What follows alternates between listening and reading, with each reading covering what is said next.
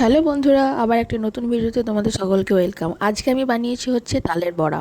তালের শাঁসটাকে প্রথমে বের করে নিয়েছি। এবার আমি এর মধ্যে যে উপকরণগুলো মেশাবো সেগুলো আমি এখানে সব নিয়ে নিয়েছি। তালের মাড়ির মধ্যে অনেক কিছু উপকরণ মেশাতে হয়। তার মধ্যে প্রথম রয়েছে সামান্য সুজি। সুজি মেশালে একটু বেশ ক্রিস্পি টাইপের হয় খেতে। তারপর হচ্ছে চালের গুঁড়ো মেশাতে হবে। এর মধ্যে আমি একটু ভালো করে চালনা দিয়ে চেলে নিয়েছি।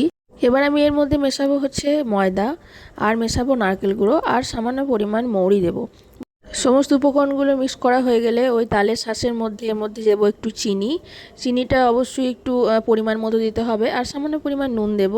এবার আমি মিশ্রণটা মেখে নেবো ভালোভাবে, এবং এই মিশ্রণটা একটু থিকা টাইপের করতে হবে, পাতলা হয়ে গেলে বড়া ভালো হয় না।